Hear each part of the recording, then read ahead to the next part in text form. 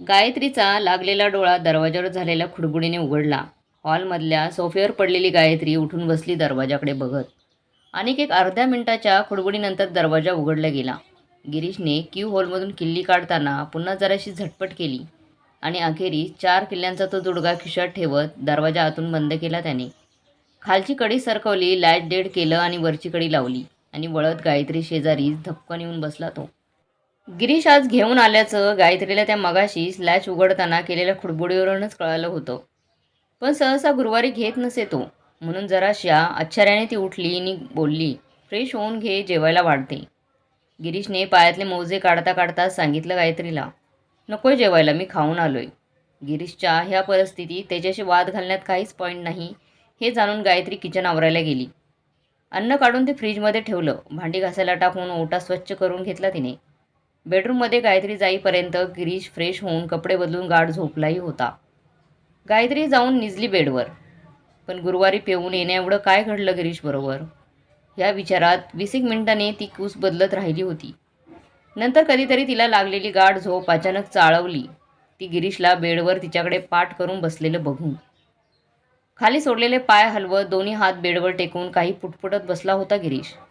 गायत्रीने घड्याळात पाहिलं. पहाटेचे 4:45 वाजले होते. आपण रोज याला 7च्या दरम्यान उठूनही हा 15 मिनिटं घेतो अंथरुणातून बाहेर यायला. आणि आज आपण न जागा करताच उठलाय गिरीश, तेही 2 तास अगोदरच. बसल्या जागी पायही हलवतोय, म्हणजे नक्कीच अस्वस्थ आहे हा. काय झाले नेमकं त्याला विचारायला हवं. तसाही एव्हाना संपला असेल हँगओव्हर, असा विचार करत गायत्री बेडवरून उठली. केस दोन्ही हातांनी एकत्र करत ड्रेसिंग टेबलच्या हँडलला अडकवलेला चाप काढत त्यात त्यांची मोड बांधली गायत्रीने. मागूनच गिरीशच्या खांद्यावर हळूवार हात ठेवल्यावर तिने गिरीश जरासा दचकलाच. गायत्री बोलली, अरे दचकायला काय झालं एवढं? Okay sorry. पण मला कळेल का गिरीश एक्झॅक्टली काय झालंय ते?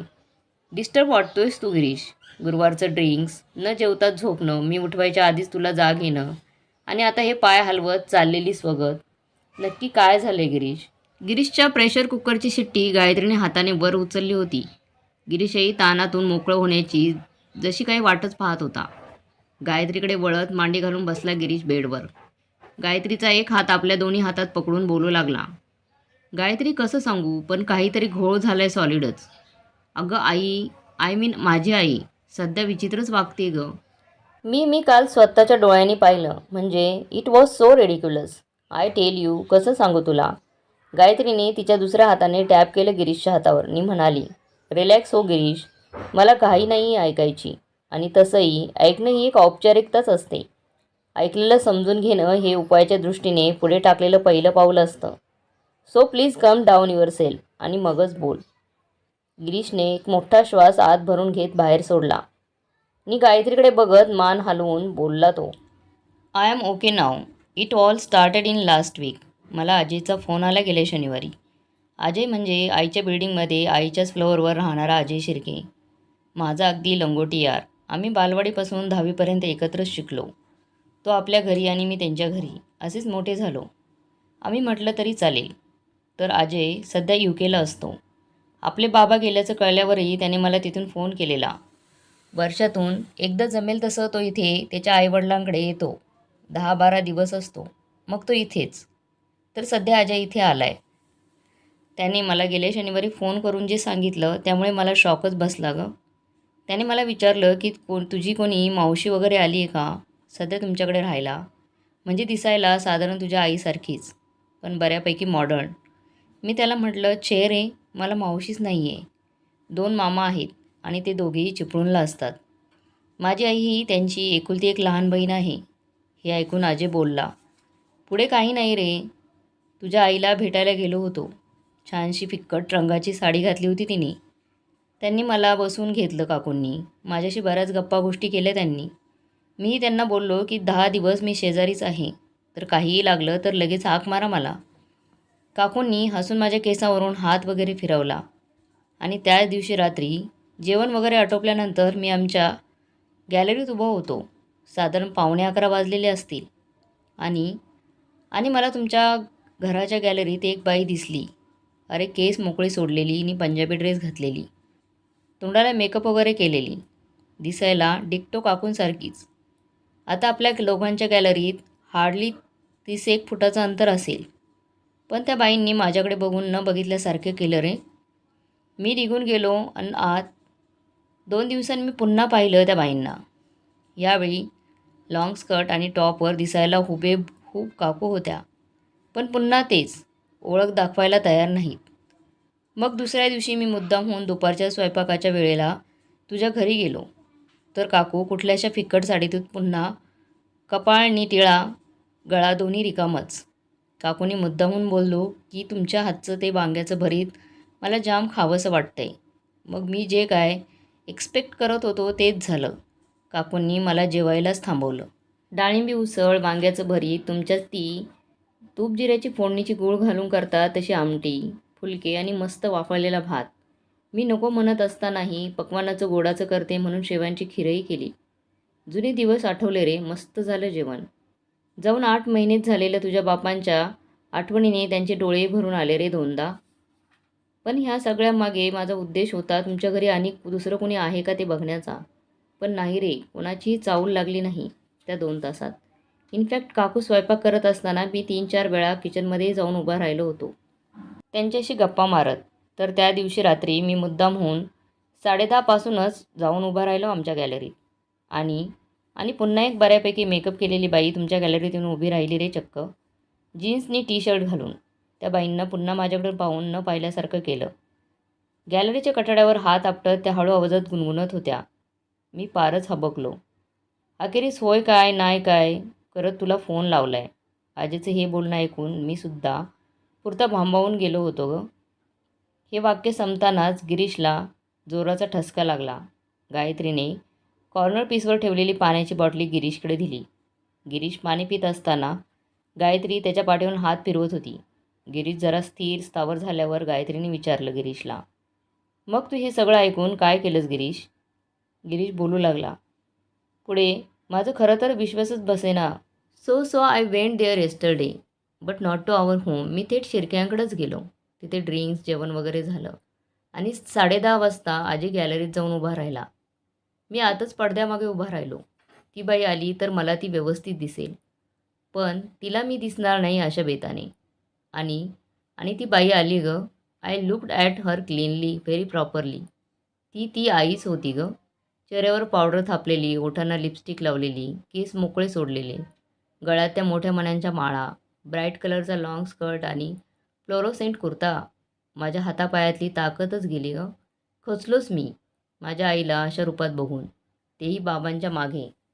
अगदी त्यांना अजून जाऊन वर्षही झालं नाही, तो 100% ती माझीच आई होती ग गायत्री. इतकं बोलून गिरीश दोन्ही हातांनी गच्च डोकं पकडून बसला. गायत्रीने त्याचे दोन्ही हात धरत खाली आणले. गिरीश शोधत होता गायत्रीच्या डोळ्यातून हे सगळं ऐकून तिच्यावर झालेला परिणाम. पण गायत्री कमालीची शांत होती, स्थिर होती. तिच्या डोळ्यातील तो थंडपणा पाहून गिरीशच अस्वस्थ होऊन पाहत होता. तोच गायत्रीने थोडंसं पाणी पिऊन गाऊंच्या बाईला तोंड पुसत बोलायला सुरुवात केली. तुला जे वाटतंय ते 100 नाही तर 200% खरं आहे गिरीश. ती बाई तुझीच आई आहे. साधारण महिन्याभरापूर्वी मला आईचा फोन आला. मला म्हणाल्या की माझ्या स्वप्नात हे आले होते. माझ्याकडे बराच वेळ पाहत होते आणि म्हणाले, मी आयुष्यभर तुझ्यावर खूप बंधनं लादली. माझ्या जसं मनात होतं तसंच तुला जगायला भाग पाडलं. विचारच केला नाही कधी की तुझ्या मनात काय आहे. तुझ्या दिसण्यापासून तुझ्या नेसण्यापर्यंत सगळंच मी ठरवत होतो. आणि तूही अजिबातच बंडाचा झेंडा वगैरे न फडकवता माझ्या विचारांना, तुझ्या आचरणात आणत गेलीस. माझ्या छोट्याशा वर्तुळापुढे स्वतःचा मोठा परीघ विसरलीस तू. त्या काळची टेक्स्टाईल डिझायनिंगचा कोर्स पूर्ण केलेली तू ससमिरा इन्स्टिट्यूटची विद्यार्थिनी होतीस.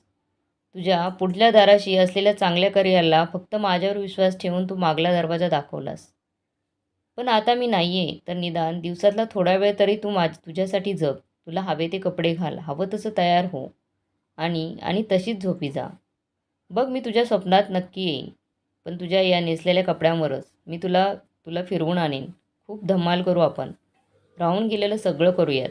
तेव्हा तू जे काही स्वप्नामध्ये पाहिलं असशील ते सगळं आता स्वप्नातूनच जगूया. इतकं बोलून रडूच कोसळलं होतं आईंना. मला पुढे म्हणाल्या त्या, ह्यांनी इतकं प्रेम आणि आदर दिला मला उभ्या आयुष्यात की माझ्या दिसण्या नेसण्यासंबंधित असलेल्या ह्यांच्या त्या अपेक्षा अगदी किरकोळ व तुच्छ भासल्या होत्या मला. त्यामुळेच बलिदान वगैरे केलंच तर अजिबातच फील झालं नव्हतं. ह्यांच्या इच्छा त्यावेळी मनापासून पाळल्या मी आणि आत्ताही ह्यांचीच इच्छा अगदी मनापासून सांभाळणार आहे. मला मदत करशील कुणालाही कळू न देता, आई म्हणाली. अगदी गिरीशलाही. गिरीश हे ऐकून 3 ताड उडालाच. त्याने विचारलं गायत्रीला, that means you are aware about all this. Gayatri म्हणाली, येस गिरीश. ते Punjabi suit, skirts, jeans, tops, lipstick वगैरे मीच आणून दिले त्यांना. आणि मला खरंच खूप आनंद आहे की बाबांच्या माघारी हरवलेले जगणं आईला पुन्हा गवसलंय. गिरीशने जराशा त्रागातच विचारलं, पण हे स्वप्न, ही बाबांची इच्छा आणि त्यासाठी आईचे दुहेरी जगणं, ह्यात खरंच तथ्य वाटते तुला? I mean how it is possible. गायत्रीने अर्ध्यावरच अडवलं गिरीशला आणि म्हणाली, it may not be possible Girish. हे खरं असेल किंवा नसेलही. हे सारं आईच्या मनाचे खेळही असतील कदाचित. पण तू असा विचार कर ना की बाबा हयात असेपर्यंत आईने त्यांचं मन राखलं आणि आता हयात नसतानाही बाबा आईचं मन राखतायत. मग आपण त्या मनोमिलनात अडथळा आणणारे कोण? तेवढ्यात गायत्रीचा मोबाईल वाजला. स्क्रीनवर डिस्प्ले झालं गिरीशची आई. गायत्रीने फोन स्पीकरवर ठेवला. आई बोलत होत्या, खूपच मज्जा केली हो काल आम्ही. जुहू चौपाटीला गेलो होतो. बरंच काही बाई खाल्लं. मला सोडलं हो यांनी घरी व्यवस्थित. नको काळजी करूस माझी, बरं चल ठेवते. गिरीश उठेलच नाही इतक्यात. तुझी बरीच कामं पडलेली असतील, काळजी घे हो. आणि आपलं गुपित आहे हे मात्र लक्षात ठेव.